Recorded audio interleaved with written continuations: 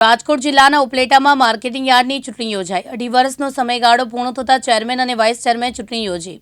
Chairman પદ માટે પ્રદેશ ભાજપમાંથી જયેશ ત્રિવેદી દ્વારા હરિભાઈ ઠુમ્મરનું નામ મેન્ડેટ આવ્યું, તેમજ વાઇસ ચેરમેન માટે વિનુભાઈ ઘેટિયાના નામનું મેન્ડેટ આવ્યું। ત્યારે પરેશ ઉસદડિયાએ મેન્ડેટ વિરુદ્ધ જઈને માર્કેટિંગ યાર્ડમાં ચેરમેન માટે ફોર્મ ભર્યું।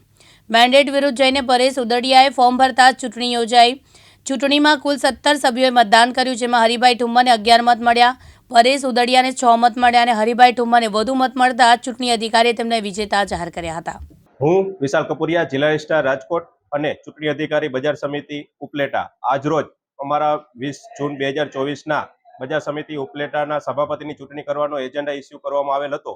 જે અન્વયે આજરોજ સવારે 10 વાગે તમામ બજાર સમિતિના ચૂંટાયેલા અને નિમણૂક પામેલા ડિરેક્ટરોની એક બજાર સમિતિના બીજા ટર્મના સભાપતિની ચૂંટણી માટે ચૂંટણી આયોજિત કરવામાં આવેલ હતી, જેમાં 2 સભ્યો ગેરહાજર હતા અને કુલ 17 સભ્યો હાજર રહેલ હતા।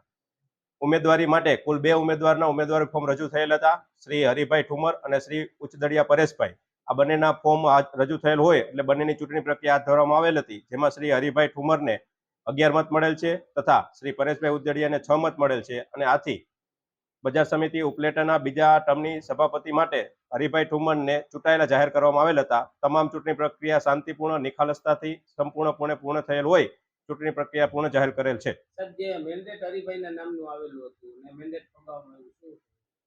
આ મેન્ડેટ પ્રક્રિયા એકચ્યુઅલી અમારી સહકારી કે બજાર ધારાની કાયદાની પ્રક્રિયાનો ભાગ નથી। એ પક્ષ અને પાર્ટી લેવલની પ્રક્રિયા હોય એટલે આ બાબતે હું વધુ કઈ વિશેષમાં કહી નહીં શકું। વિપુલ ધામેચા, દિવ્યાંગ ન્યૂઝ, ઉપલેટા, રાજકોટ।